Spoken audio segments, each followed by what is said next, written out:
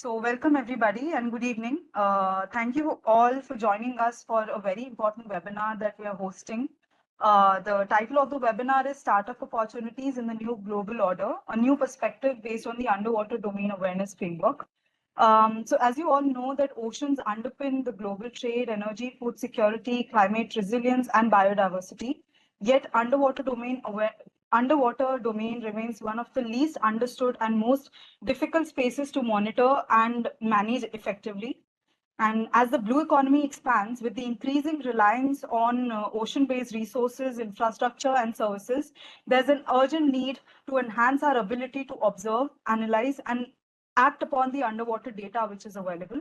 So this webinar will focus on how emerging technologies and startup ecosystems are shaping the innovation in the UDA space.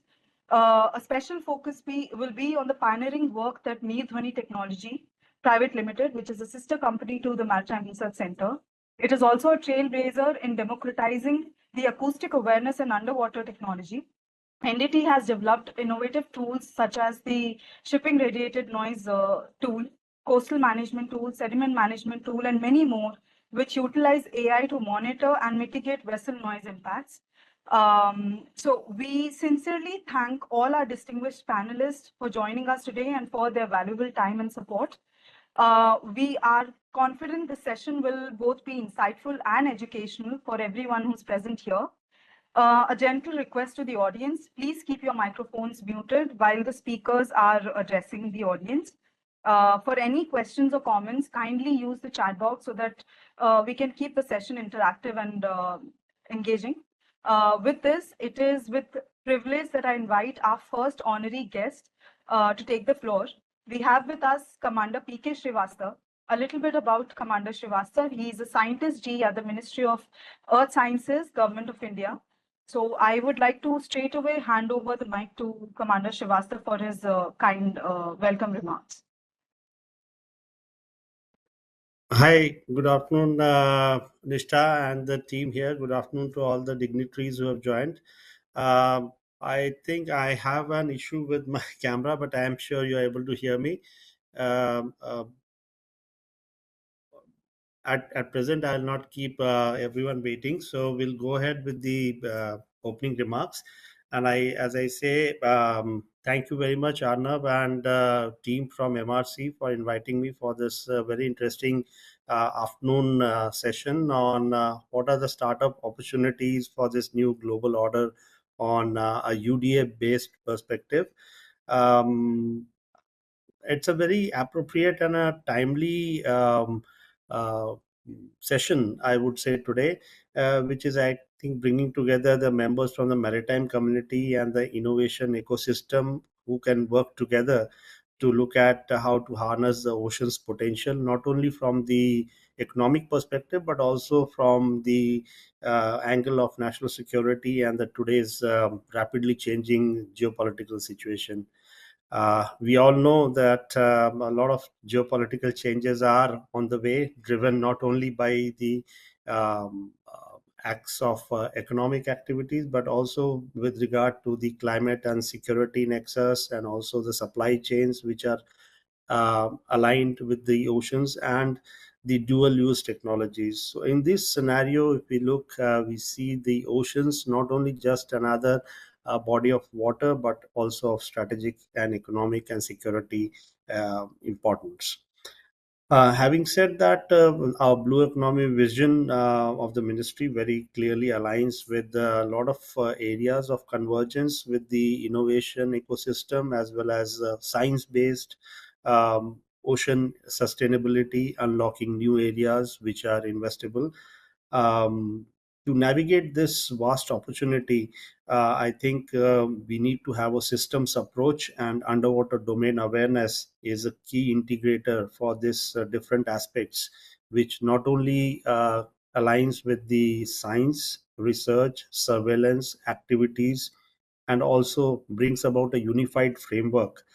So, for startups, UDA could act as an enabling architecture which can reduce costs. It could also promote shared infrastructure and standardizing of data and accelerate innovation and reduce options. Having looked at some of the areas where Nirdhani and MRC has been working, we have been closely associated. In fact, the team from MRC was there with the ministry when we had a startup workshop about 3 weeks back at Delhi.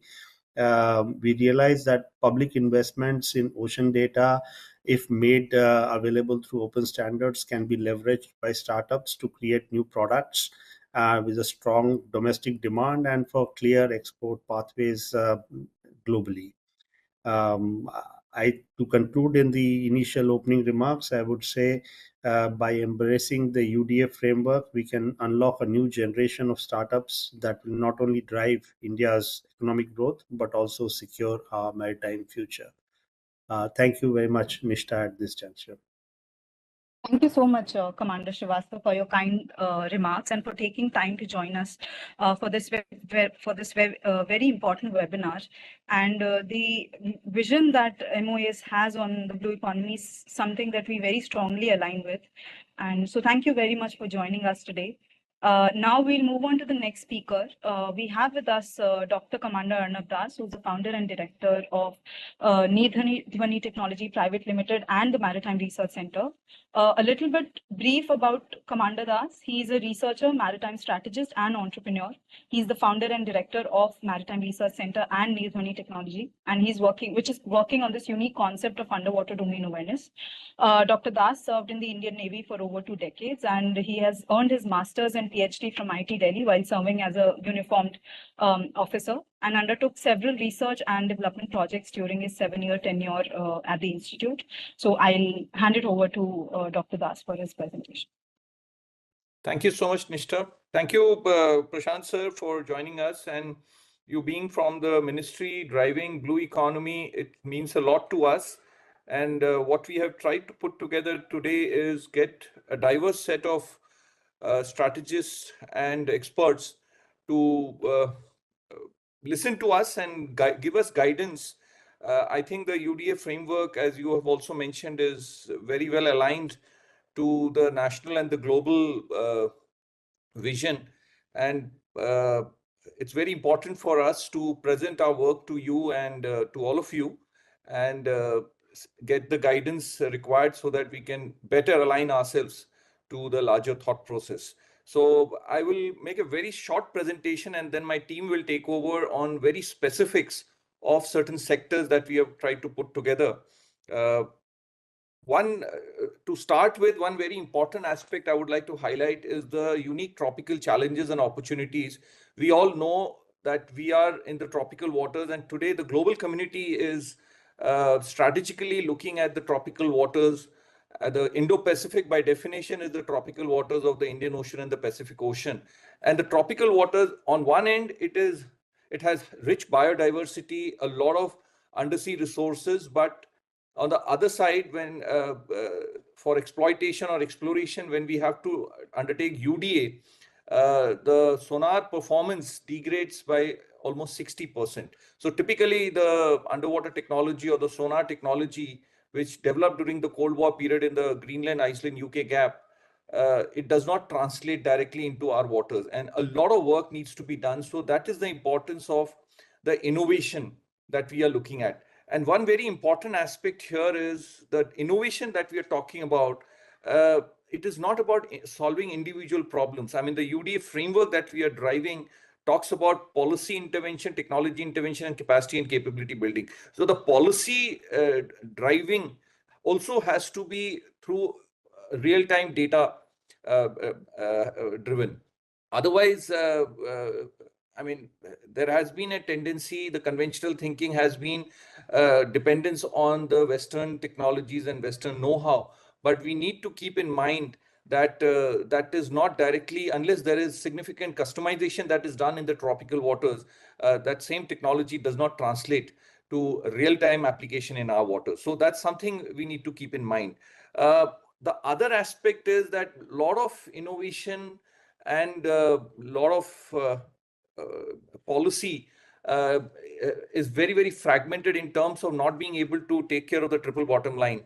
So a whole of nation approach or a very structured approach is very important. I mean, the aspect of people, economy, nature, sometimes the development actually becomes a curse for the real people or the indigenous people who deserve to be included. So inclusive development sometimes becomes a big victim of development. So we need to look at this in a very, very serious manner. And that's what I think my colleagues, our research fellows, will try and convince you what we are doing and how it is aligned to taking care of it comprehensively. Maritime domain awareness, we have been looking at this. I mean, we have to also keep in mind the global south and the realities of the global south. The resources will be limited. But on the other side, we see significant fragmentation among the various, the governance structure.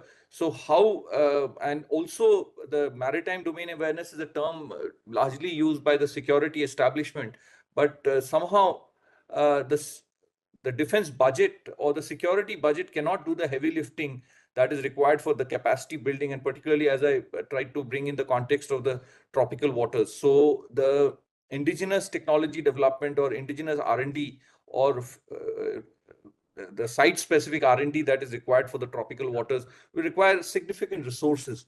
But I think the UDA structure brings in that aspect very clearly. So just quickly, I think this audience knows about the various dimensions of the UDA that we talk about. I mean, I always start my presentation by saying 75% of the earth is water, and in that 90% is below the surface. So you cannot ignore UDA at any cost.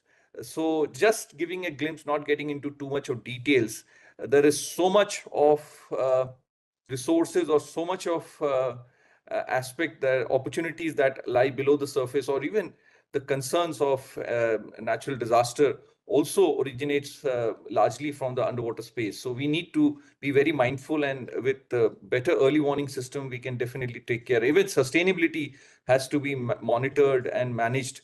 Even today, we need to use a lot of technology for prediction.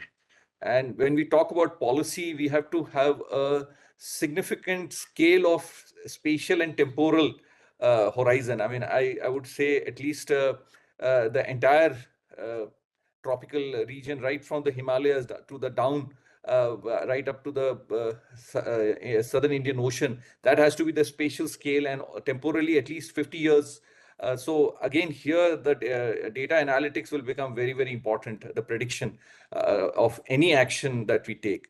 So and how do we use smart technology? I mean, we cannot put so much sensors. So modeling and simulation becomes a very important aspect. So my colleagues will talk about each of those things. So this is the framework that we have come up with. And when we say framework, it looks at a structured, inclusive, and a comprehensive. Comprehensive means there is nothing that is left out from this framework. I mean, this will remain work in progress for a long time, but we are trying to make sure that we are able to cover as much. And if you look at the horizontal construct, all the 4 stakeholders broadly categorized into security, blue economy, sustainability and climate change, and also science and technology, or more appropriately now, the digital transformation.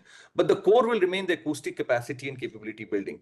And also when you look at the vertical construct, we know very little. So a lot of sensing, analysis, and regulation. And when we talk about sensing, then we have an issue of the limited sonar performance. So how do we tackle that? So there's huge, I mean, each of these smaller cubes can become a massive opportunity for us to contribute, and the whole startup ecosystem can really get involved, and very specific definition. But at the same time, you develop one capability, core capability, and if you know which are the stakeholders who are relevant to you, your viability becomes far better. So, I mean, we don't have too much time, but this is the framework that we have come up with. We've also got a copyright on this framework.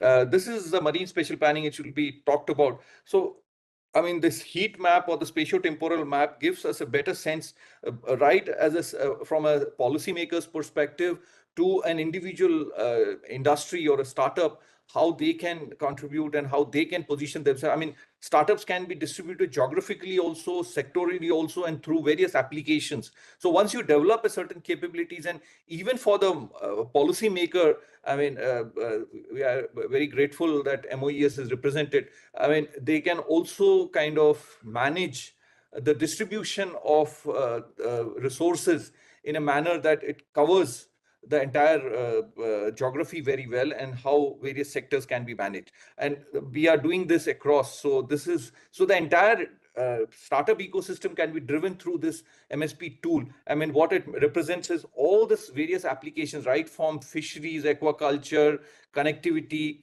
and various other, I mean, underwater noise, even deployment of submarines or deployment of military assets. Everything can be driven through this. I mean, I can also use the word gateway. And a lot of information can be drawn from this tool that we are building. And from there, and also when a startup generates certain things, they can also give back to the system. And this has to be a nationally driven system where the policymaker gets very real-time inputs on what's happening all over. And so in terms of the startup ecosystem, to see, to understand, and to share, I mean, to see the sensor and the platform. So multiple startups can come in this space. Right now, we are heavily dependent on imports, but I think at some stage we should definitely focus on this. But the second part to understand, which is the data analytics, I think that has to be completely indigenously controlled. I'm using the word very responsibly, and also managed. And I think there is no dearth of talent and huge. And here we can even make certain core areas. I mean, signal processing, robotics, they can be made as core areas serving across multiple applications. And the third is to share. Again, here it has to be customized to the specific user. Right from a policymaker, the policymaker will have a very different strategic requirement, but on the ground there'll be a tactical requirement which has to be customized, and that has to be. And I think there's significant talent existing in our country. Again, in terms of manpower, I mean, high-end data analysts to domain knowledge specialists, and so field deployment specialists, we can definitely skill our coastal communities or the indigenous communities or riverine communities to be part of this digital transformation by contributing to the field deployment. And a lot of traditional knowledge and traditional practices can be weaved in this part and taken forward. So I think I'll stop here. Back to you, Nishtha. Thank you very much, Dr. Das, for setting the tone of today's webinar and providing the desired direction to our team as they begin their presentation from now on. So in this segment of the webinar, four of my colleagues will discuss their research work on the topics related to the underwater domain awareness. With this, I would like to call upon Sridhar Prabhuraman, who is the Deputy Director at the Maritime Research Center, and he also drives innovation at News Money Technology. A brief about Sridhar: he brings over 6 years of experience in underwater acoustics at the Maritime Research Center. He completed his master's in artificial intelligence from one of the world's leading prestigious universities. And in his current role, Sridhar oversees the engineering and leads pioneering projects at MRC. These projects aim to bolster maritime situation awareness and support sustainable marine resource ecosystem. So I would hand over the place to Sridhar now. Thank you so much, Nishtha, and a very warm welcome to everyone. It's an exciting opportunity for us to present a different angle towards the work that we all do. Both Arnab sir as well as Commander Prashant sir before me aptly put how a technological intervention is basically required for us to drive the startup ecosystem forward and for us to drive the innovation forward in terms of UDA. And today I'll be making a presentation representing one of the angle for the same, which is for the marine spatial planning. So before we understand what marine spatial planning really is, we need to understand what kind of existing problems are there today. If you look at the overall marine and coastal zones, there is an escalating pressure in the zones. There is an immediate expansion of urban ecosystem. There is an increased shipping. I mean, if we compare between what the Cold War era showcased and right now in 2025, we can see a tremendous exponential increase in the shipping noise, both in terms of the number of ships that are present, as well as the size of the ships and the amount of noise that they generate. While they definitely provide an extremely beneficial economical overturn, it also has a conflicting aspect of lack of endangering the marine species and the coastal ecosystem, and even for the livelihoods for the local fishermen and farmers present in the region. It is extremely difficult for them to make a livelihood. And therefore, it is important that we take into consideration those aspects and try to address them. And again, me being a computer science enthusiast, my lookout for the same has largely been from a technological aspect. And the problem goes beyond a lack of technological intervention. Again, as rightly put by speakers before me, it's also about the vulnerabilities, in the sense of there is a very huge amount of lack of data sharing. No two stakeholders in the state are aware of what happens in each other's region. Everything is siloed. And this is not just something that we are making a statement of. World Bank has also added this in their report for the Indian subcontinent, that the governance remains to be fragmented. Therefore, what we end up with is an environmental degradation, economic loss, and heightened security vulnerabilities that we need to address. Now, before I move on, and we'll come back to this further down the presentation, there are two problems that I would like to showcase here as an example of how MSP, money spatial planning, helps. The first example is the construction of Viringham port project. When that construction happened, this project was said to have overseen a lot of local community needs and local problems that caused a lot of soil erosion. The local fishermen were complaining that the fish stock is not there in the region anymore. Sea turtles are not present, and so on and so forth. There's a huge amount of environmental damage.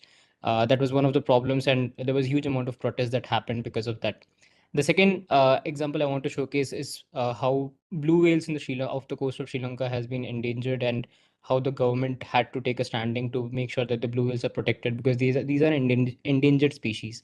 And while I do understand that not all startup ecosystem does revolve around protecting the marine habitat, but we also need to realize that this also translates directly to economical profit because of the lack of tourism thereof that converges from this. So while we'll discuss more about the solutions for these two problems and how MSP helps solving these. It's first important to understand what we actually mean by the word marine spatial planning. The marine spatial planning, again, as Arnab sir also rightly represented, it's basically one particular system, one particular dashboard, we can consider it, where all the different important information about the ecosystem is represented for all the stakeholders to see in a single platform. So as a port authority, you can see what kind of shipping noise is there in the region, what kind of sediment type is there in the region, what is the flow of the sediment, what kind of fish stock is there, what are the endangered species in the region, and so on and so forth. So one single platform where you have all the information available, and that's something that allows you to perform modeling and simulation. By modeling and simulation, what we mean is that taking a stock of, if a port is constructed in a particular region, if there's an increase in the shipping traffic, how much amount of shipping noise will that contribute? And if there is an increase of shipping noise, how is that going to impact the local species in the region? What if we are performing a dredging in a particular, or if we are planning to perform an oil rig or anything, implanting an oil rig or something, we need to understand what kind of sediment is there to begin with, whether it's a clay sand or a sandy silt. Depending upon the different types of sediments, the different usages are different, and how much amount of strength will it provide to the platform. There's so many aspects that need to be considered, not just by the authorities that are developing the project, but also by multiple stakeholders, including the local communities, because even with the fishermen need to be aware of what kind of environment is going to get degraded and what is their alternative to that particular aspect. So that is our goal behind driving marine spatial planning as a unique platform that we have. Now, there are four strategic pillars of marine spatial planning. At the base, we have our data science and integration. All of this comes together again uh, as a tool, as a project. If we want to make it reachable, it needs to be a software as a solution that anyone and everyone can deploy and use. And at the very core of it, it's all about data science integration, where we accumulate data from different sources like bathymetry, sediment type, AIS, using the satellite AIS data for the shipping traffic in the region, and so on and so forth. On top of that, we perform modeling and simulation. By that, what we mean, and that is what makes our effort of MSP-based, modeling and simulation-based MSP unique. We are not just representing what kind of shipping traffic is there in the region, because that definitely, although it adds value, what adds more value is what kind of noise is generated due to that shipping, because we want to estimate those kind of elements. Similarly, we are not just showcasing how much, what is the sea wave state. We are also looking at what is the impact of that sea wave state, and every single element, we are performing simulations on top of it, and we are deriving scientific results on top of it, and that result is what we are showcasing on that interface, and not just the aspect of not just the data in itself. And that's why the modeling and simulation and tooling comes below that. What drives that is essentially policy and regulatory framework. MRC in itself has done a lot of work in policy and regulatory aspect. I'll again showcase that a bit towards the conclusion, but we have contributed towards MEPC 76 and other such kind of reports have been published by MRC. And then the capacity building, because at the end of the day, all of this goes back to the local community, the port authorities, the governments, all different kinds of stakeholders. So a single tool where everyone can be aware of what's happening and educating them and taking their inputs to feed back into the tool, so that completes the cycle where the local community and the stakeholders are not left out of the whole tooling. And we at NDT, we keep on pressurizing on the fact that we are not providing just product and services. We are providing solutions that is that we drive. So looking at the individual aspects, what do we really mean by what are the different components that MSP provides? Looking at sediment management, this basically includes inland waterways, and all of these are independent projects that we have already performed, and that's what I have listed here, not something that we can. It's something that MRC has already done as part of the work that we have been doing. So inland waterways, having an aids to navigation, understanding. So in most of the shipping lanes, even though we have more than 147 inland waterways, a lot of it is unusable at this point of time because of lack of aids to navigation.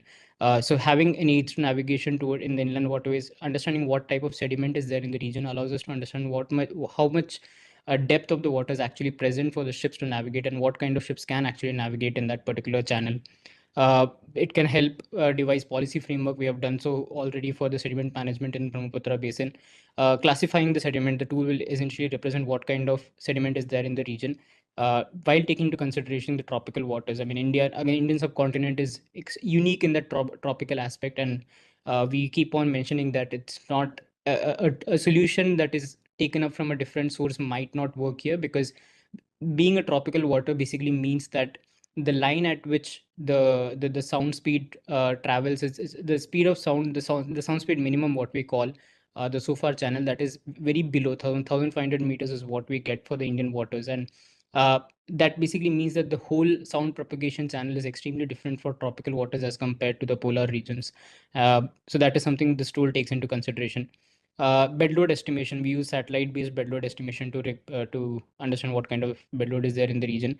And we have also undertaken work of sediment classification in Ujjaini reservoir using a similar model. I believe my colleague will explain more on the sediment management aspect and like diving deep into that particular angle. The second component of MSP is the shipping noise and vibration.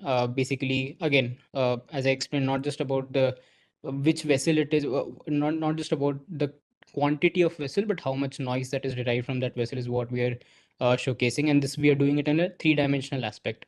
When we say three-dimensional, we can basically see the noise propagating not just on the ocean surface, but also below the water, how much noise is propagating from the noise generated by the ships. And all of this uses a lot of advanced technology. When we say something needs to be provided as a SaaS platform, a real-time estimation in itself is a huge amount of, it is a complicated task in itself. And we have designed and added our own neural network model for the same, where we, instead of calculating something, which is a mathematical model, which takes, if there are 1,000 ships and data points, that's going to take 1,000 times 1000n. What we do is use a neural network to perform the prediction, which is much more faster. So it gives us an exponential result. So we have included a whole lot of AI to make the process faster and make it much more uh, much more easier and much more reachable to the local community. Acoustic habitat mapping is one more element of the MSP. Again, understanding what kind of whales, which are the different regions where we can find the presence of blue whales, dolphins, and sea turtles. All of that is what we have aimed and what we have mapped. Now, while some may question that all of this data will keep on changing, what we are doing is not just accumulating data from a single point and showcasing. Again, we are estimating based upon the physical parameters. So based upon what kind of temperature and what kind of nutrient concentration a particular species is present, we are basically mapping that based on the probability of the existence of those elements in the water, not just about where the sightings have been done, not just about where the whale sightings have been done, but based upon what food they consume, what kind of temperature do they reside in. So that basically captures not just the instance or not that particular instant, but also the futuristic aspect of modeling where the whale will migrate if there is a difference in the temperature, or if the sea level rises, or if there is a due to climate change there is an increase in temperature, what kind of migration pattern we can look at. All of that gets accumulated, all of that gets covered into this particular aspect. And the same goes for potential fishing zones as well. The other aspect again is urban flood mapping. Now, urban flooding is an increasing phenomenon that we are seeing, especially across the Brahmaputra region. We have done an urban flood mapping using this tooling for the Brahmaputra region, where we basically identify, in case of an urban flood, what kind of an or what kind of population is going to get affected, what amount of cropland is going to get affected. So you can simulate and understand and be prepared before a flooding happens. And this also takes into consideration the amount, the elevation level, the drainage system in the region, and all the other different factors that contribute towards the flooding. So it's not just about how much rainfall is there, but also about what kind of runoff is happening of that particular water. And if it's near the river, then what kind of river discharge we are looking at, and so on. So it takes all of that into consideration, and we have modeled everything to add into our MSP toolkit. Moving forward from a maritime security perspective, it basically involves collision avoidance system and dark ship detection, both of them using a similar kind of an algorithm, but basically using the AIS data to first. So there are two elements we have taken into consideration. One is a satellite image, as well as the SAR image, as well as the AIS data. AIS data allows us to get information of what are the ships present if their AIS transponder is on. But there is also an aspect that if there is, again, as Arnab so rightly mentioned, the next 9/11 or 26/11 might not happen using land.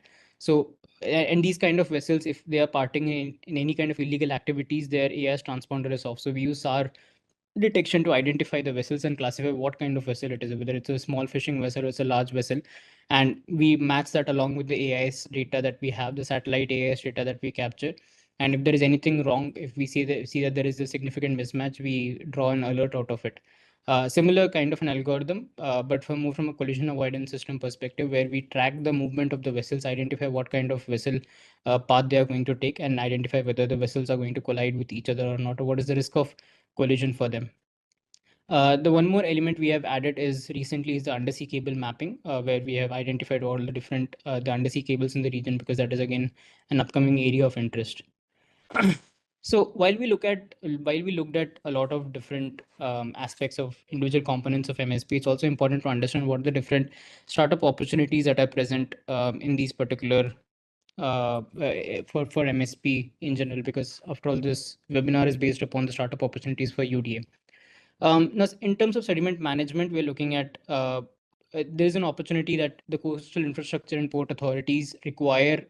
They face a lot of cost in performing dredging and all those kind of activities, and this leads to a lot of risk of erosion and siltation problems. So a startup angle towards this will be basically looking at an AI/ML based sediment prediction platform for ports and coastal authorities. This can be subscription based, where the coastal erosion monitoring services can be used by these authorities to understand what kind of erosion are we looking at. Same goes for ship noise and vibration studies. Now, IMO is pushing towards stricter global regulations. Every single country is kind of pushed towards mandating this directive. And this will basically mean that all the shipping companies have to adhere to this particular law. And the law essentially states that you need to reduce the amount of noise that is being generated. Now, to put that into policy perspective, the authorities need to have an understanding of what kind of noise are we actually having to begin with. There needs to be some kind of a baseline, and then we need to understand that if we reduce the number of ships, or if we change the route of that particular ship, what kind of noise level are we looking at. All of these, again, the authorities require a particular tool for that. So ship noise and vibration independently can also look at it from a startup angle perspective. And more from software as a platform element, this can be very much provided as a public API, which basically means any other tool, not just MRC's tool, but any other government tool can ingest data from MSP and display in their platforms or use in their platforms per se, or any startup project that is being done on top of that. Now, on-demand acoustic mapping services is again something there is a huge opportunity there, where basically a mapping of all the offshore wind, oil, gas, and all the blue economy projects can take into that can be taken into consideration, and there can be data licensing that can be performed on top of it. This is important for both government as well as private companies. Um, Urban flood mapping, I don't think I need to explain too much on top of that. We already understand how flooding is a crucial element, and all the authorities, including municipalities and real estate developers, if we want to build a platform in a particular region, we want to understand what kind of urban flooding are we looking at, what is the risk of exposure there. So opportunities are massive in terms of urban flood mapping in itself as a startup opportunity.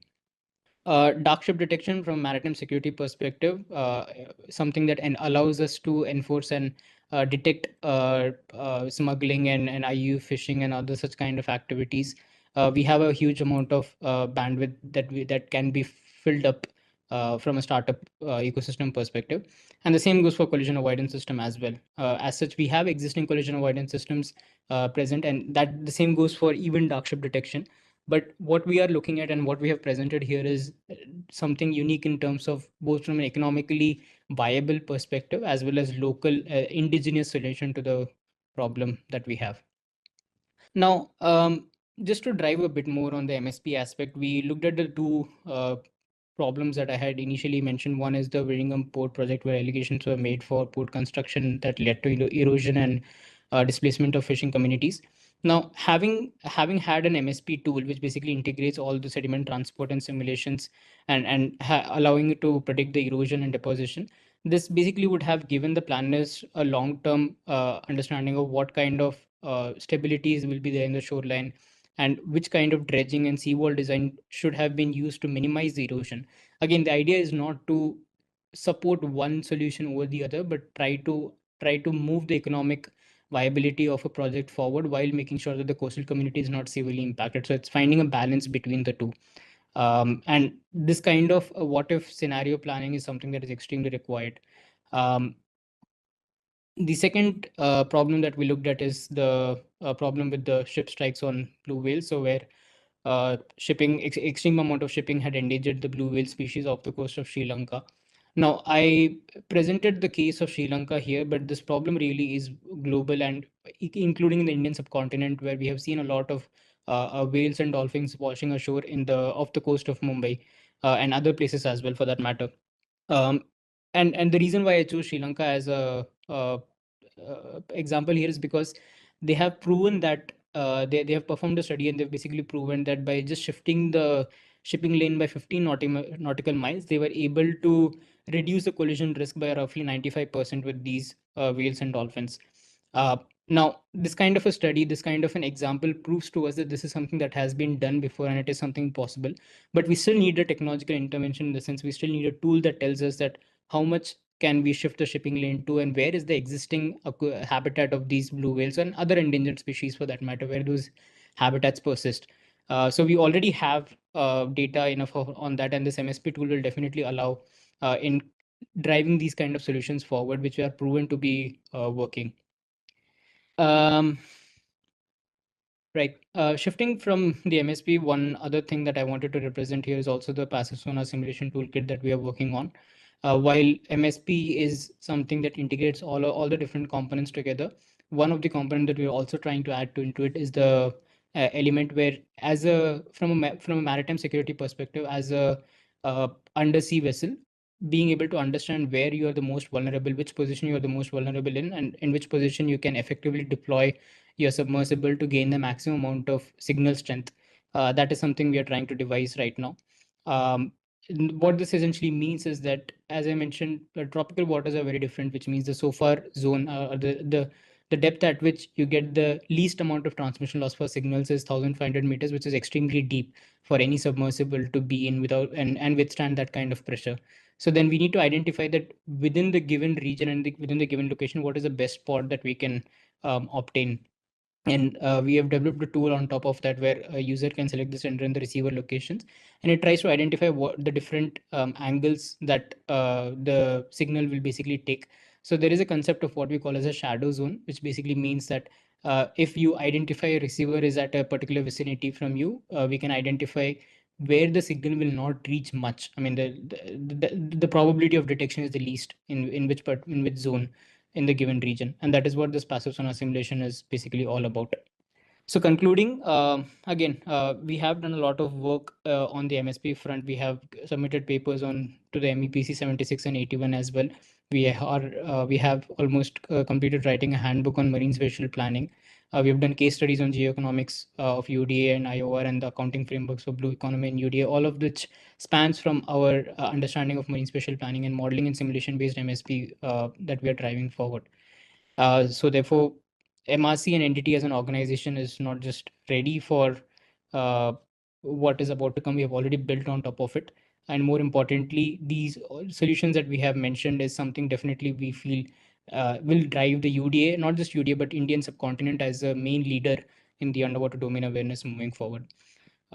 Before wrapping up my presentation, I've spoken about a lot of different angles of MSP, but I think it would be nice if all of us could see one of those components at least in showcase. And I would like to request my colleague Ganesh to make a small video that showcases the shipping related noise estimation tool aspect. Ganesh, if you could please.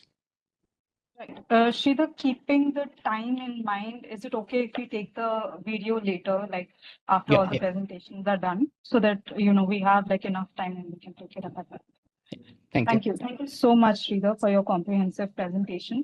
And with this, I'll move on to the next presentation and the next presenter. With this, we have Romit Kavre with us, who's a research fellow at the Maritime Research Center, specializing in the domain of sediment management.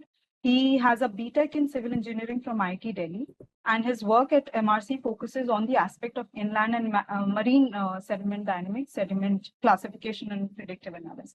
Over to you, Romit. So hello everyone, I'm Romit Kavre. I'm currently working on the sediment management in the tropical waters of Indo-Pacific. So here we will be going to explore what is the critical challenge when we talk about sediment management, especially within the complex and the dynamic tropical waters of the Indo-Pacific. Basically, we have to look into what is the nuances uh, of the sediment related challenges, what are the technologies that are able to solve these very specific problems, so that we can turn the tide from a reactive to a proactive approach. So when we talk about sediment management, if I want to just define it, it's nothing but handling the soil which comes down with the flow of water through our water body. So it may be silt, sand, or a mixture of them. We focus mostly on two aspects of sediment management. One is the sediment transport modeling, or the sediment transport, which deals with the sediment dynamics, the flow rate, what is the bed load, and all the associated phenomena of accretion and erosion. And the other is the sediment classification, which talks about the what kind of sediment, once the sediment is deposited, what are their types, what are the engineering characteristics, and how that affect the other related processes like dredging or the bearing capacity. However, today our approach in this management of sediment is mostly a local one. It is mostly tailored to any disaster, and it's not based on a predictive analysis. So what we are trying to do is having the predictive capability to develop proper sediment transport model or a sediment classification model. Now, but we need to understand why does it matter, especially when in the Indian context. The Indo-Pacific region, we have rapid unplanned urbanization. We have a lot of which encroaches on the natural flood plains also, and putting immense stresses on our drainage patterns, on the river systems, and on our water resources. Apart from that, the Indian Ocean region poses significant knowledge gaps regarding how the human interventions affect the sediment related processes, how the local sediment dynamics are behaving in the particular region due to the variation in temperature, due to climate change, due to various other anthropogenic activities like the shipping lanes, oil, and other resource extraction. One of the uh, uh, major, you can see how the scale of sediment management is through this picture. As you can see, this is the Gulf of Khambat. So within a span of few months, you can see in April it's relatively clear, but it transforms into a very thick sediment layer through the influx of sediment from the Sabarmati, the Tapi, and the Mahi river. So we can see how large is the scale of managing sediments, which largely goes unmanaged and and mostly ignored. Uh, Again, as my colleague talked about the unique tropical conditions which are there in the Indian Ocean region, we need to properly assess them. How does these intense monsoon systems lead to excessive sedimentation, the subsequent erosion, deforestation? How all these are affecting the influx of sediment? In fact, when we talk about the Ganga Brahmaputra system, it it is around the sediment influx is around 10% of the global sediment influx. So we have very unique conditions when we talk about just the sediment case. So these innovations that already exist in other regions of the world can't be directly translated into the Indian context. Now, if we go directly into what are the specific applications or challenges related to the seabed is highly uneven due to the ever-going sediment deposition, the redistribution, and this affects the navigation, resource extraction. Uh, we have the ecosystem management. When we talk about the route mapping for undersea cables, understanding the bathymetry, the evolving bathymetry is very much crucial. How the submarine routes are planned. When we have these polymetallic nodules which are found in the central Indian Ocean basin, this would also require technologies that would be able to extract these nodules from the seabed. Now, all of this require an extensive knowledge of the seabed. However, there are significant gaps in the bathymet data, how the sediment shift keeps on happening, how the we have the underwater slopes, how they affect this overall stability of the seabed. Unfortunately, that a research gap exists in this particular region. Another crucial application of the sediment classification is within the strategic resource deployment. So when we talk about the shallow water warfare, we have to deploy the say any heavy machinery. We would have to make some structures such as bunkers or trenches in such shallow waters, and for that we require the understanding of the sediment bearing pressure, which is the maximum load that can be taken up by that layer of sediment. Uh, Again, so it has also leads to the enhanced mobility of the heavy structures, or if we have any temporary bridges or any amphibious operations, this sediment bearing pressure is very much crucial, not only in the defense applications, but when we talk about the other civilian infrastructure also. So if due to excessive sediment flow, there might be erosion, and that leads to a scouring uh, uh, of the infrastructure of various bridge abutments. Due to this, there would be foundational instability, thus leading to excessive settlements and lead to a collapse. Similarly, when we talk about the reservoirs, specifically in terms of earthen dams, the piping failures or the internal erosion is a very crucial is a very mammoth challenge that is currently faced due to this unmonitored sedimentation. When we talk about the watershed, this Central Water Commission study mentions that some of the Indian reservoirs face a sedimentation rate of around 1%, which is greater than the global average of around 0.5%. Now, due to this, there is a storage capacity loss of up to 30% within the Indian reservoirs.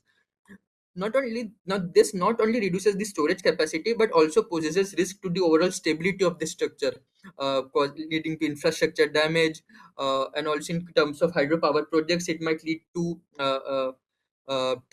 damage to the turbine blades and blocking of the dam outlets. Furthermore, the sediments also include a lot of nutrients or toxic metals and also lead to an increased turbidity. This deteriorates the water quality, increasing the turbidity and also leading to sediment pollution.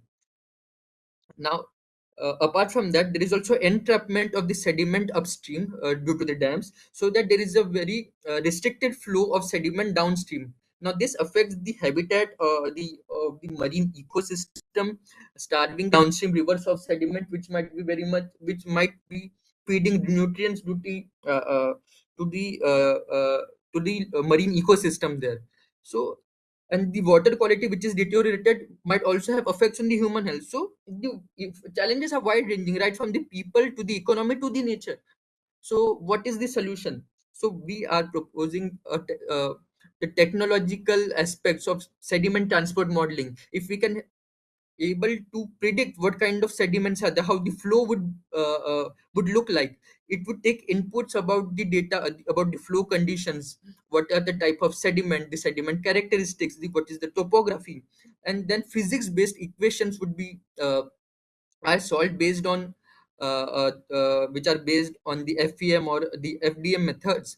And then we could have a spatial distribution of the sediments, creation of a digital twin of a particular system is uh, uh, is a is a very is the potent solution for this. Now, once we have such kind of sediment data, this can be used to predict what are the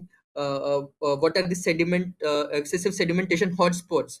Our navigational channels are very much crucial, and excessive sedimentation might lead to a reduced draft. And for that, we would require frequent dredging. However, this frequent dredging would be costly, and it would have effects on the ecosystem as well. So there should be proper prediction which may be able to identify what are the hotspots over the flood seasons, so that we are able to forecast what is the sediment volume that needs to be dredged, thus improving our efficiency and also reducing the operational cost when it comes to dredging. But again, dredging is a short term solution. For if we have to provide some alternative long term solutions of sediment routing, cell traps, this data can be again crucial for long term planning and decision making. Again, when we talk about the ports, you can see in the animation how long term unchecked sedimentation can build up over years. Now this causes uh, uh, this causes damages again to the port structures due to excessive erosion and scouring. There is also a environmental compliance that needs to be followed, as excessive sedimentation would lead to excessive turbidity. And once this sediment with the dead sediment, its engineering characteristics are found out, it can be again reused for the infrastructure work itself. So there is an reuse of the sediment, so a circular kind of a thing may be worked out. Another tool is the remote sensing, where we take satellite imagery to track sediment across large temporal and spatial scales. And then through this satellite or the SAR images, we use some mathematical or machine learning models like the support vector machine or an artificial neural network, and then extract some features. These features are then translated to the parameters which talk about the sediment bed load capacity, so that we are able to estimate what kind of sediment would be flowing through particular time of the year. Uh, Apart from that, we are also working on a undersea cable mapping. So we have found out this capability mapping in order to see which nations have the laying capability, the repair capability, and the destruction capability of the undersea cables. And also we are able to identify uh, what are the earthquake fault lines, the marine protected areas, the coral reefs that might uh, uh, uh, that needs to be properly taken in care whenever new submarine cable route is to be planned. Now, another aspect that we are working on is urban flooding. As my colleague also talked about, that urban flooding is one of the major challenges. 2015 Chennai flood caused around 15,000 crore plus economic losses, and it is a recurring event. So what we are proposing is to have a digital twin for our drains. We could have the total drainage system simulated, and with the proper input data for rainfall, the bed loads, and the network maps and the sediment types, we could model the flow of water, the peak intensity of the floods with and without the sediment, so that we can understand how much how much is the variation in the response with the inclusion of the sediments. Now this would be able to generate hotspot maps, predict the flood levels, and then come up with mitigation strategies, so we can have long-term sediment solutions. In the warm waters of the Indian Ocean region, we have another challenge of biofouling. So these invasive species conquer the submerged structures, and they add to the drag, they increase the fuel consumption, and also maintenance cost increase. There are some there are some toxic anti-fouling paints that have been developed, but what we are looking into is the acoustic anti-fouling techniques, which is a more eco-friendly and a more eco-friendly solution. So it would basically look into a simulation based a model which would take in what is the hull geometry for various ships, what are the specific regional data, including the environmental, hydrological, and this biological data, and then based on that, using the finite element analysis and some prediction models, we would be able to see what would be the biofilm growth, what would be the pressure thresholds, and then finally able to see the effectiveness maps of the transducers, how those transducers can be placed within the hull, and then optimize that configuration to have the maximum of anti-fouling characteristic. Now, all of the technology needs to be validated across the ground realities. One such study which was carried out was on the Khadakwasla field study, where acoustic survey of the Khadakwasla lake was carried out using this acoustic sonar sub-bottom profilers, and based on that, the raw acoustic data was gathered. Then data processing algorithms and other mathematical models were they were basically used in order to filter the noise from the raw data, and then translate that information into parameters that can be correlated to the sediment patterns, here being the reflection coefficient. And from the models and the sediment samples, we were able to see that the mostly Khadakwasla was from in the domain of sandy silt. A similar exercise is being carried out in the Ujjaini reservoir, where we have carried out the quantitative and the qualitative assessment of the sediment, along with the remote sensing and sediment transport modeling of the sediment flow that would come in from the various sources, so that we could have an overall impact assessment of the sediment influx. So with this, I'll end the discussion here. Thank you, everyone. Very much, Romit. Thanks for your presentation. Next, we have with us Catherine J. A little bit about Catherine. She's the head of research and publication at the Maritime Research Center. She's also the co-editor of UDA Knowledge Center, demonstrating her commitment towards knowledge dissemination, capacity building, and sustainable development research. She has a strong interdisciplinary background, holding a master's degree in water sciences policy from Shiv Nadar University. She completed the Young India Fellowship at Ashoka University, PGD in Liberal Studies, and holds a BSc Honours in Physics from St. Stephen's College, Delhi University. So over to Catherine for the presentation. Good evening, everyone. I would like to thank all my previous speakers and thank you all the dignitaries for attending this webinar today. So my presentation is going to be on blue economy policy and investment based on UDA, how that enables building an enabling ecosystem. So the crux of my presentation is going to be with the whole blue economy policy being drafted and being finalized, and various investment channels being investigated, how UDA-based investments and policy framework would create the enabling environment for the present conditions, which include the various technological and scientific innovations that's going on parallelly. So setting up the context, what is blue economy? So everybody is aware of what blue economy is, all the activities that encompass the where we harness the oceans.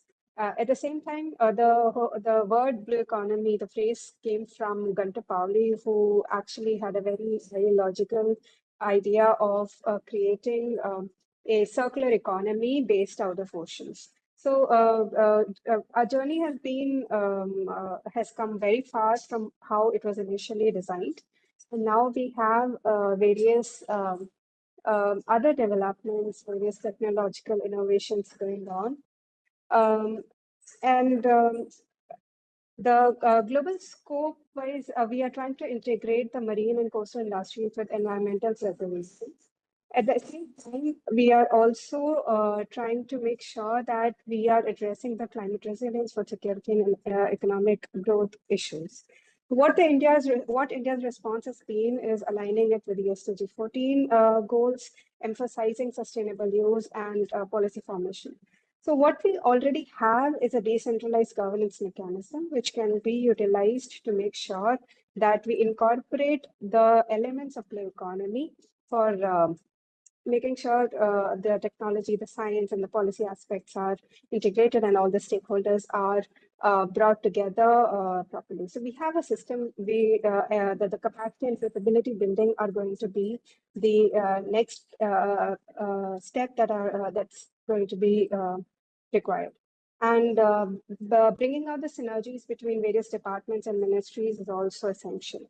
And setting up strategic priorities of which, because we have a lot of emerging industries as well. So how are we going to tackle all of that? So amidst all of this, UDA-enabled mechanisms would help bring transparency and digitally prudent stakeholders. So what is the benefit of integration in blue economy? It strengthens relationship, creativity, and innovation, and the long-term satisfaction. So there is a difference between integration and compromise. So compromise means taking away from a lot of the interests of different stakeholders. But on the other hand, integration is trying to find a solution which makes sure that that the interests of different parties are not significantly taken away from. So the challenges are resistance barriers, communication barriers, and power imbalances, and lack of mechanisms. So there's a lot of global and regional trends going on. I'll skip this slide. What are the various challenges at present? So we have the policy and governance gaps.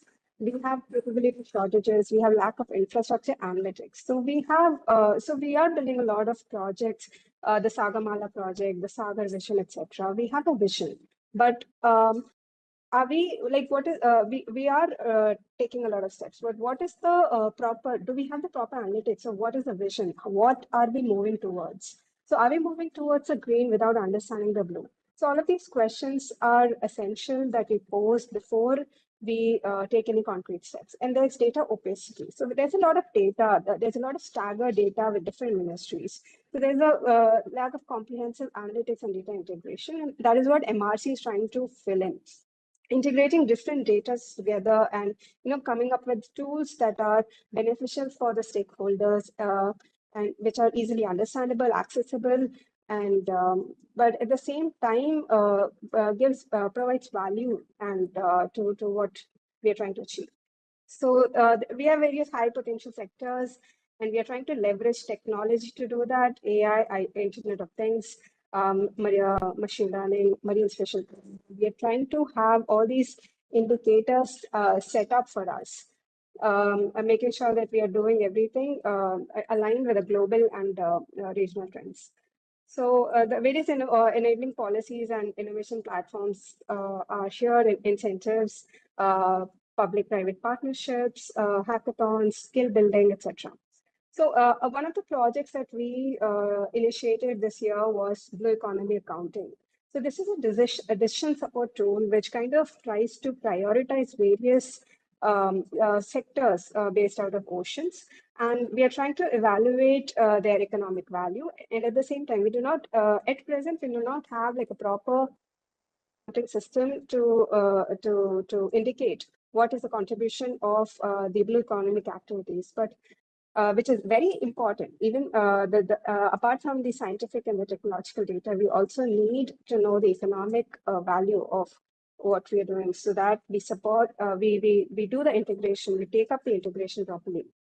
So quantifying various health benefits of the different industries is essential. This was basically a project where one of our interns from Kerala, she visited the field and made certain observations and tried to make a formulated framework. And this is an ongoing project. So the objective of this project was to construct a classification system linking Indian marine sectors with a comprehensive accounts framework and also deepen the sectoral evaluation.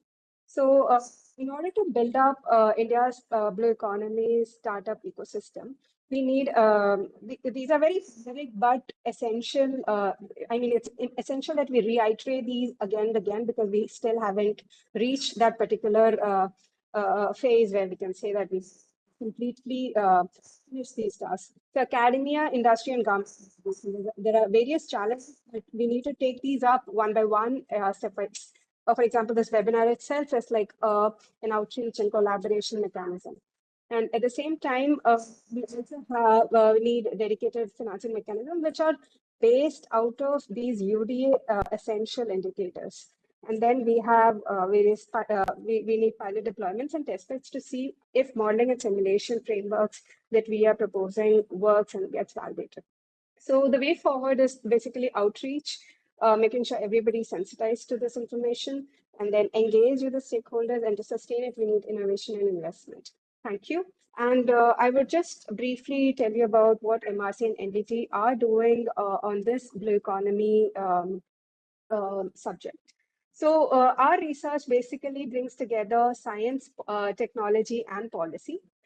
We are at present trying to develop a marine spatial planning framework, which is customized to the tropical conditions.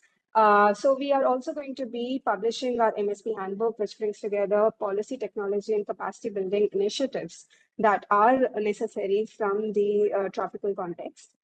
We are also developing various tools, MSP, APY, sediment management tool, digital twins, biofouling management, etc. Parallelly, we are also making sure that all our the liberal arts aspects are also covered, the socio-economic, cultural, and political indicators. We have a lot of publications platforms. We do field interactions regularly. Some of them are to Maharashtra, Gujarat, and Kerala coast. Apart from that, we have a robust skilling and capacity building initiatives going on with respect to e-learning modules, etc. And then our focus has been regional, and our outreach has focused on the tropical waters and the Indo-Pacific. Our field visits have been to, as I mentioned, to various Indian coasts, and we are trying to validate our digital tools, get feedback, and incorporate them back into our tools, gap analysis, technology capacity, and how the accessibility to various resources for supporting their work. Our observations has been people, economy, nature on ground, and then sensitization of these people, identifying community strengths and indigenous knowledge, building relationship for co-developing solutions and knowledge generation. So these are some of the pictures from our field visits, where we are engaging the fisherfolk communities who are also engaged in seaweed cultivation. We travel with them. We also gave them a small presentation on our work, and they have come up with interesting questions, and which has helped develop our own understanding of the field realities and modify our tools accordingly. With this, I would like to end my presentation. Thank you for your attention. Thank you so much, Catherine. Thank you so much for talking to the audience about the blue economy and the work which is driven by the Maritime Research Center in this domain. So with this, we come to an end to all the presentations that we had lined up for today. And now we'll move on to the next segment of today's webinar, which is about the interventions and comments by the special dignitaries that we have with us today.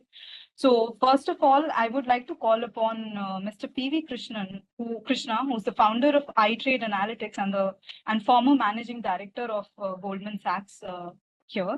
So a little bit about Mr. Krishna. He serves as the partner at City Investment Trust, a significant leadership position that highlights his continued influence in the investment and financial markets. He remains active in India's financial and policy ecosystem.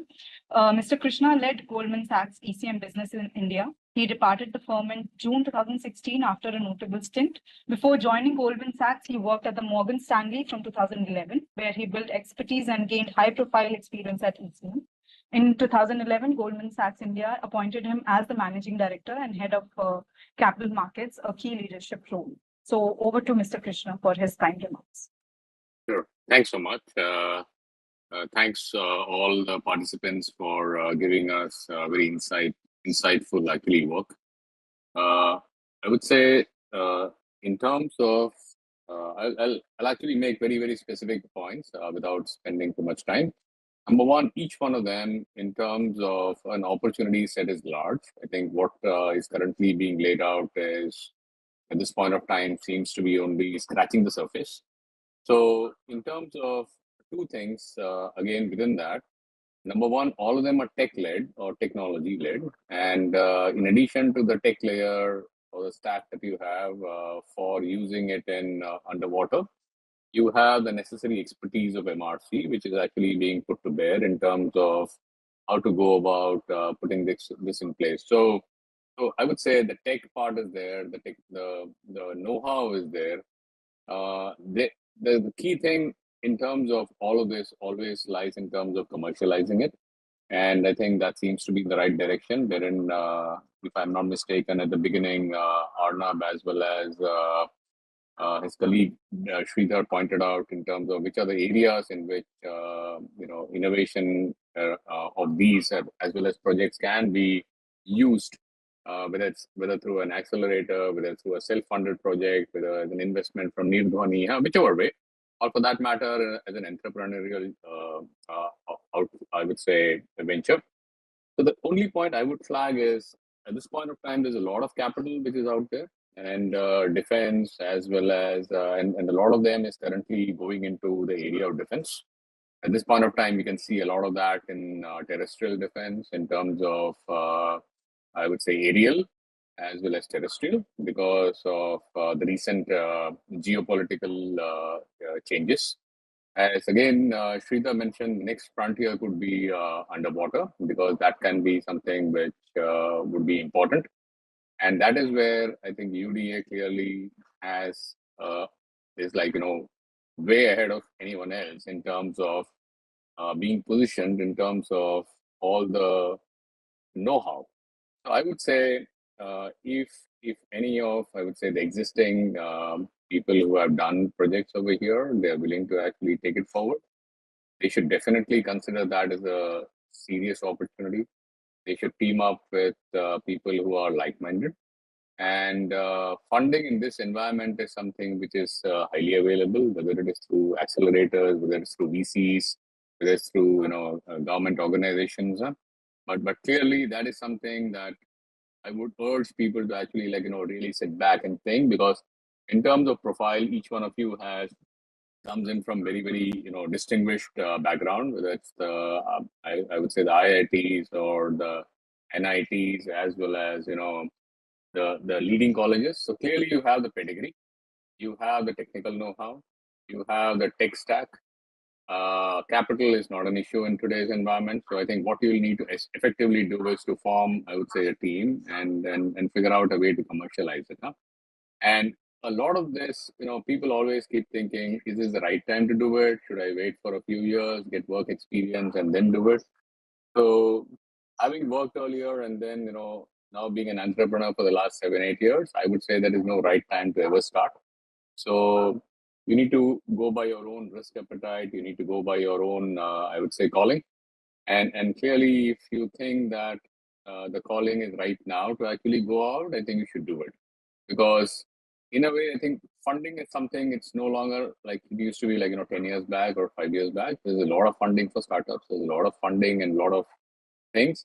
And for whatever reason, consider the worst. You always have a plan B, plan C. So for whatever reason it doesn't work out, there will be definitely areas that you've actually learned. and you can actually improvise and go back again with, I would say, with double effort for the next one. So I would urge people who have actually done specific research, whether it is for that matter in the areas of sediment management, in terms of ecological restoration. There's a huge opportunity in terms of understanding, I would say, which are the right fisheries, weed management, or as well as for that matter, growing the seaweed around the coastlines. There's a huge amount of opportunity in literally every field, and the benefit that you have is unlike other areas. This is absolutely like, pristine as well as open. So I would urge people to sit back, seize the opportunity, and then think about how do you commercialize this opportunity and how do you take this forward. So to that extent, if you need any support and you need any assistance, you can always reach out to me through Arnab, and we'll be happy to actually engage on anything specific. So let me stop there. Much, Mr. P.V. Krishna, for your kind remarks and for always guiding, firstly, the interns that we had during which we had you, and now for the people who presented, for colleagues. So thank you very much. Next, we'll move on to Commander Prashant Srivastav, who's there with us. He was there to deliver the opening remarks, but since he's here in the audience, I would request him to join us back and, share his thoughts with us again. Commander P.K. Srivastav. Yes, thank you, Nishtha. Good to hear from the young colleagues on what all work they are doing. Very interesting and very relevant to the areas in which blue economy is moving. I have certain specific thoughts on each of the presentations, which I would like to share with the presenters. And then I'll also mention something about the startup areas. Specifically, when we talk about marine spatial planning, which was the first presentation from Sridhar, I think. I would request Sridhar, you also have a look at the guidelines issued by IOC UNESCO on marine spatial planning, because you are covering many areas and many layers in your MSP, but are they in alignment with the IOC UNESCO guidelines? And if so, then that would be good, or you can add and more into those areas. So that could be one area which you should look into it. Secondly, I would also look at this guidelines of IMO for underwater noise and all, which are already there. I'm sure Arnab, you know about it, your team knows about it, and how it can be used for our waters, which are very different to what you mentioned from the polar waters. And when we are talking about that, that is an area, I think, where a lot of work on the startups could take up, specifically with regard to acoustics, using AI and for modeling and making digital twins for these areas. Maybe also look at how the coastal race assessment could be done using your modeling technologies, because the coasts are also getting affected because of climate change, sea level rise, many areas. So if we use your modeling technologies and simulation technologies in MSP which you are deriving, that is an area which I feel the startup youngsters having good knowledge on digital tech, etc., could come up and provide solutions to the policymakers and the state governments. Secondly, I have a comment with Shlok with regard to aquaculture and coastal fisheries, which he rightly pointed out on the growth primarily happening in the culture aspect. But I think we should also look at an area where India is not focusing much, which would be on deep sea fisheries. Most of our fisheries are primarily in the coastal areas, whereas deep sea fisheries is an area which we have not ventured out much. And they're saying, as they say, is that the fish in Indian deep sea are dying of old age because people have still not ventured out much. So how can we use satellite technology or technology to enhance or use autonomous vessels, something like that, which can be used by the community. Bring in the investors, bring in the technology team to go into deep water, harness those resources, not only for our blue economy, but also for community betterment. And coming specifically to a presentation on natural capital accounting and all, I think Arnab, you and your team must have a look at the document which has been or a framework which has been given by Ministry of Statistics and Program Implementation, MOSPI. This documentation, the framework has just come out in the month of January this year. Since MOSPI is the standard government of India agency which comes out with all these frameworks for accounting, whether it is economic accounting or social accounting or statistical accounting, they have partnered with the experts where our partner team members from NCCR and others were also involved, and the framework has already been defined. Okay, so your team should also align with that framework. It would then only have a relevance, and so there's a lot of work to be done in that field. And very rightly pointed out, because natural capital accounting is a very new field. Many people are not aware how to go about it. What are the economic values? How do we use that economic value for trading purposes or for capitalizing on it? And here I would also like to lastly point out on the presentation on Catherine, where she's rightly mentioned about various aspects of blue economy. But what we see from the ministry's perspective still, and a very clear problem, is that we haven't yet defined clearly in the government what is blue taxonomy. uh, we merge everything as green. Okay, we say if you're doing a project in the port, it's a greenfield port, but greenfield port may have its own merits, but it is also contributing to blue economy. So where do we define blue? Our government has still not defined a blue economy framework. If it is a coastal ecosystem work or you're restoring mangroves, team is working. That's a blue economy concept, though it is also contributing to your NDCs and your green. So we need to have a clear definition on blue taxonomy. That is an area where we can work on. Thank you for allowing me to share my thoughts here. Bye, Nisha. For your individual and deep insights that you had for each of the presentations that we had from our team. Now we would move on to the next speaker that we have. We have with us Rear Admiral Monty Khanna, retired, AVSM NM, and he's a member of National Security Advisory Board. So a little bit about Rear Admiral Monty Khanna. He's a distinguished submariner and strategist. He has commanded frontline warship, served as the naval attaché in Washington, and held senior roles including assistant chief of naval staff and commandant of the Naval War College. So I would like to hand over the mic to Rear Admiral Monty Khanna to share his remarks with all of us today. So Arnab, firstly, thank you for inviting me on this platform. I'll keep my remarks extremely brief because I think we're running really on time. Just a few things I thought I can mention is that when it, having served on submarines for years, I know the complexities that are there in the domain, and particularly hunting for submarines is not easy at all. So I think the first thing that really needs to be done as we roll out our UDA architecture is you're building up a baseline, a base layer.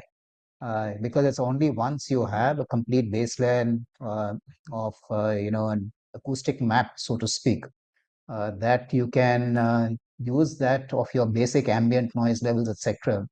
And that becomes your reference point, because then you're looking for aberrations from that, and from that aberrations you can compare and see as to your helps you in your identification.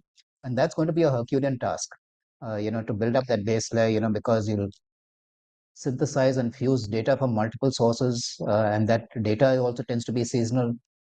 So you have to, put it all together until you get a completely fused, and it'll always be work in progress. I think you can never have it complete.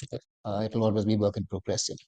So the other issue I thought was, where you can, as this data starts flowing, it was mentioned in passing, one is about dark shipping, of course, that once you have an acoustic map and you can look at acoustic map aberrations, then, even if a ship has got the AI switched off or things like that, then you can know at least to home on to certain areas that you need to search in, etc. Even for spoofing, if you constantly make this, correlation between AIS and acoustic signature, and if you find a mismatch between these two, then you know that you've got a problem in certain areas, and then you can focus on those specific contexts as well. Lastly, I thought I'll just make a very brief mention is that, and this is more on Sridhar's presentation on marine spatial planning, that this data becomes very important, because the default position, I would say, on exploiting the marine environment and by is always uh, antagonistic in a sense that if you, I'm sitting here in Goa, where every time there's a proposal, for example, to open a marina, let's say, for a pleasure craft, etc., the automatic position of the fishing community is to oppose it, because there's. So I think these are just based on perceptions, and you assume, that is. I'm not saying they're wrong, but but it is only data that can either prove or disprove this. And therefore, I think the more data that you build up, then you will come to rational decisions on these matters, and not just based on on lobby groups, etc.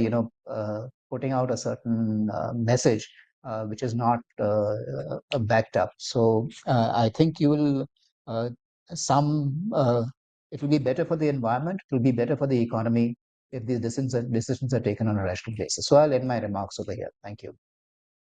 Thank you so much, sir. Thank you so much, Rear Admiral Khanna, for your kind remarks. So with this, we will move on to the concluding remarks section, and we have with us Shri Amitabh Kumar, IRS. He is the former Director General of Shipping, Government of India. And so as DG Shipping, he led transformative maritime programs under Sagarmala, advanced green shipping efforts, and oversaw policies to enhance coastal and inland water logistics.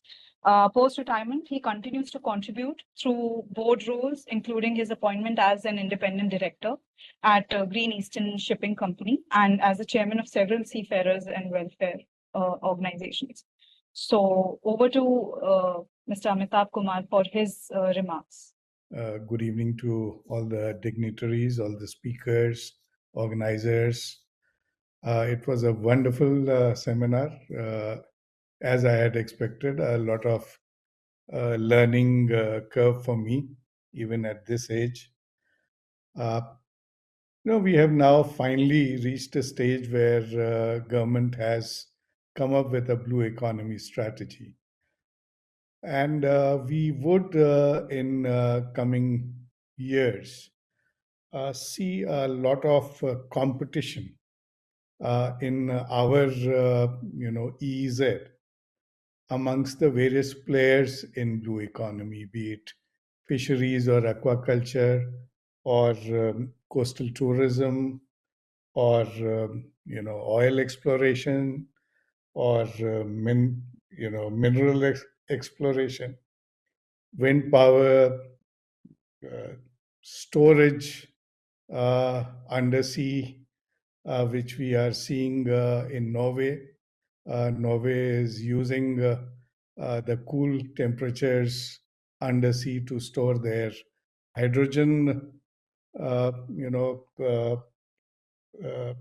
production, and so on and so forth. One, of course, if blue economy is to play its role in the Indian EEZ as we expect it to be, it will require a lot of investment in terms of ships, watercrafts. It will require lots of training for various, infrastructure development, day-to-day operations of these blue water, business units, if we may say. huge amount of training amongst our people. Right now, even with limited economic activities, we see you don't get enough, underwater welders. We don't have, planners who could plan, cable laying, pipeline laying, maintenance staff, and so on and so forth. But most importantly, we will need research to plan our blue economy in a way that it optimizes the natural wealth that we have. Recently, the cabinet has passed a Coastal Shipping Act 2025, only last week. There is one provision in that act, Section 8, which provides for a national coastal and inland shipping strategic plan and creation of a national database for coastal shipping.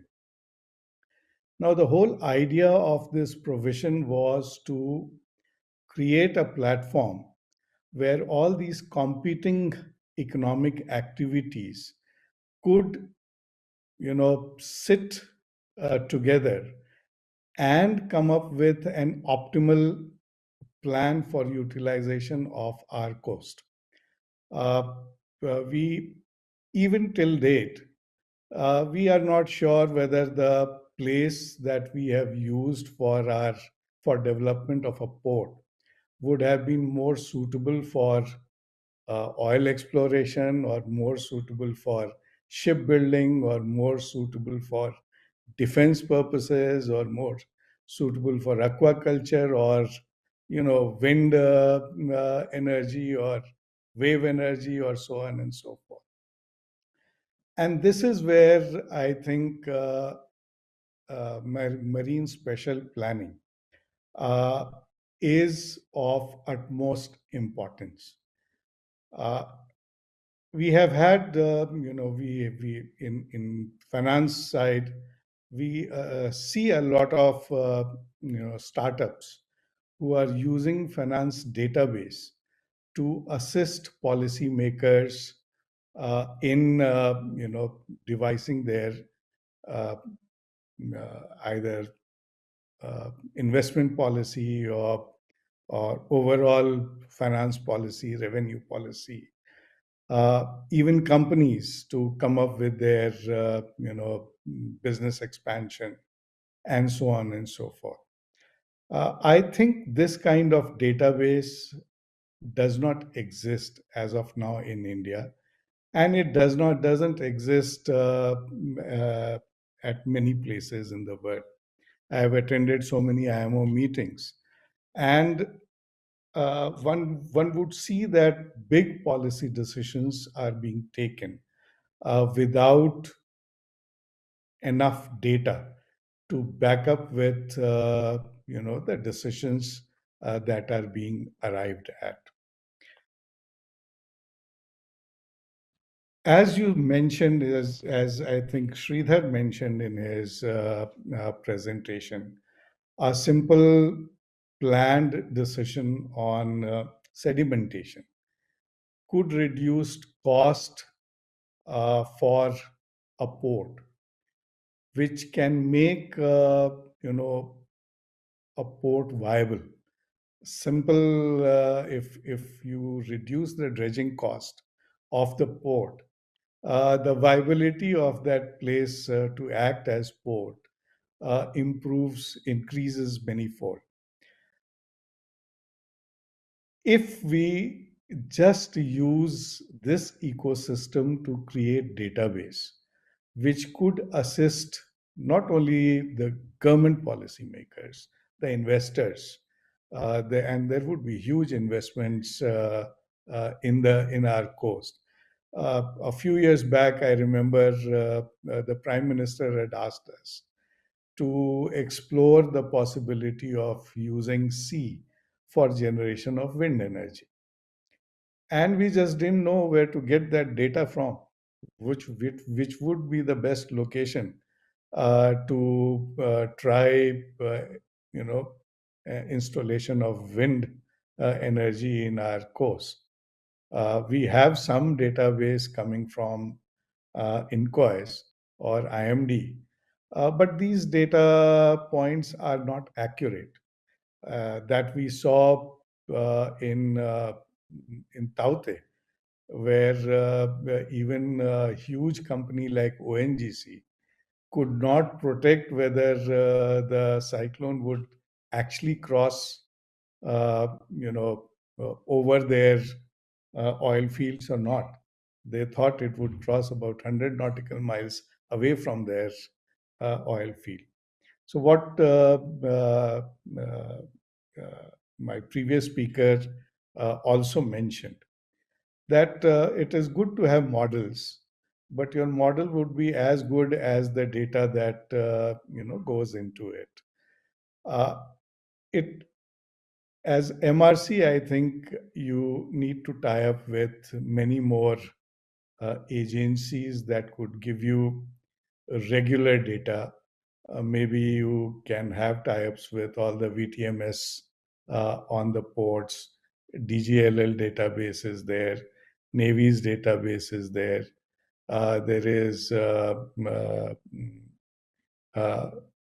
IOR of Navy. There is DG Shipping's domain awareness center. Of course, you have INCOIS, you have IMD, and many more. All the state maritime boards are there. If database can be used, by all these agencies, we would have a robust system to come at to arrive at data-based policies. I am very sanguine,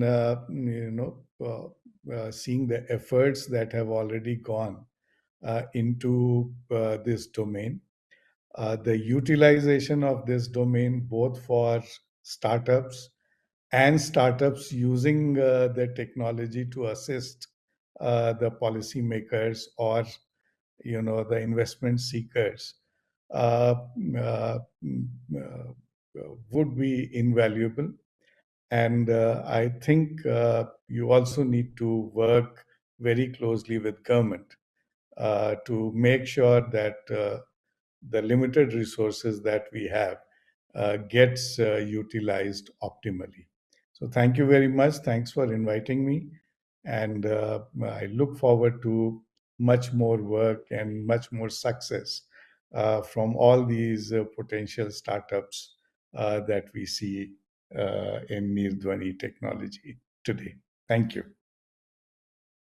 Much, Amitabh sir, for your kind remarks and for supporting the cause that we've been running, which is on the underwater domain.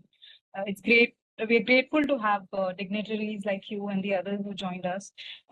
So moving forward, I would now like to hand the mic over to Dr. Commander Arnab Das for his intervention and the remarks that he might have for all of us. Thank you, Nishta. Thank you so much, Amitabh sir, Monty Khanna sir, Srivastav sir, Krishna sir. It's very encouraging for us, and we take all the points given by you. We have been working sincerely and in a very sustained manner, and the UDA framework probably gives that structure to this entire effort. And I think all of you seem to be taking us all in the same direction, and I think it's very encouraging for us. And like Monty Khanna sir also said, that creating that data is extremely important. And Amitabh sir, you also mentioned this very clearly, that we have to work with the policymaker also, and that's what has been our effort. Apart from bringing the technology intervention into the startup ecosystem, but also working very closely with the government and the policymaker has been our goal. It has taken us some extra time, if I may say so. What Krishna sir said, definitely commercialization is the intention, but so far we were focusing more on building the body of work. Even capacity building, I think, is a big opportunity for us, and that's extremely critical. I mean, capacity building even for the policy maker. And you'll be happy to know that e-learning modules have been uploaded in the government website so that we are able to sensitize the policy makers also, even at the very top level, the importance of this entire domain. So I think I will not take any more time, and I will hand over to Prafulji for his quick vote of thanks. It's Yes, my sir. pleasant privilege to propose the vote of thanks. I'm so thankful to all our very esteemed, distinguished speakers. First of all, I'd like to thank Commander P.K. Srivastav for hosting us and inviting us to the stakeholder engagement meeting at the Ministry of Earth Sciences, where Nishta and myself, we both had been. And it was very heartening that the government of India has got very huge plans. I mean, the purpose of that meeting was how to funnel 1 lakh crores into the blue economy going forward. So that's, that's very, very encouraging.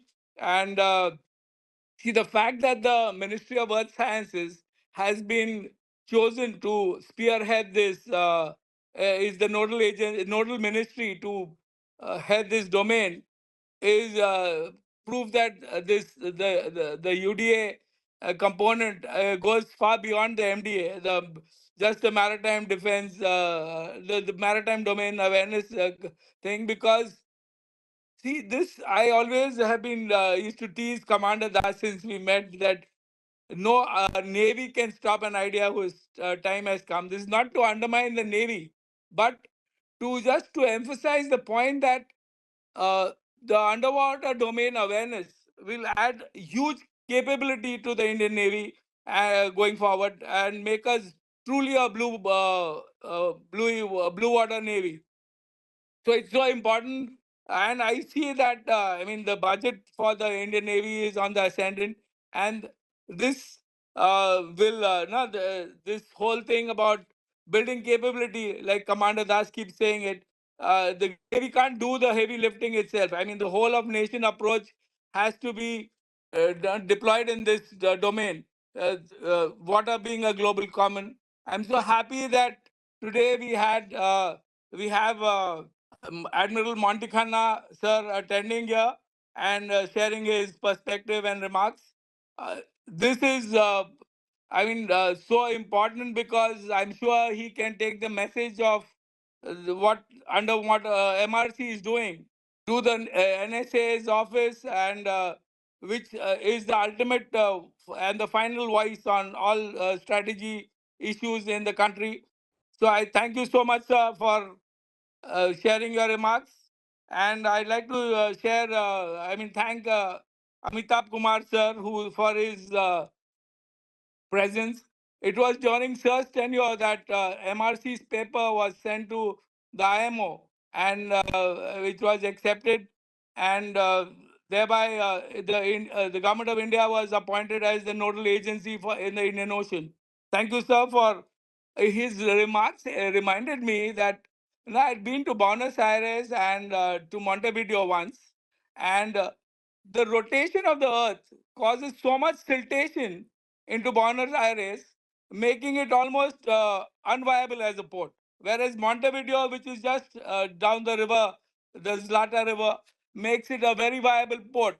So these things, like he said, are very. We don't know what is happening in the Indian waters, in the Indian Ocean, in our waters. So that would be a very interesting thing to study as well.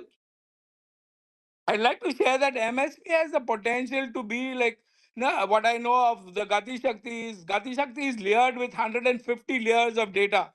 And like Admiral Khanna sir said that you need to have a base layer, and the Gati Shakti is 150 layers. So you can imagine how many layers which need to be put into the MSP for it to become a Samudra Shakti sort of thing.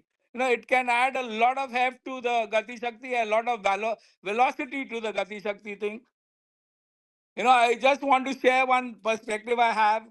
Like the Indo-Pacific, Asia Pacific has become the Indo-Pacific. Earlier it was one continent and one ocean. Today we have two oceans.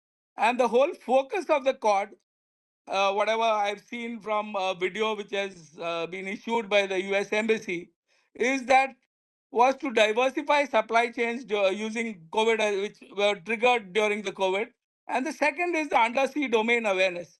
So the ocean, the underwater domain awareness in these two oceans is so important for the littorals of the two oceans.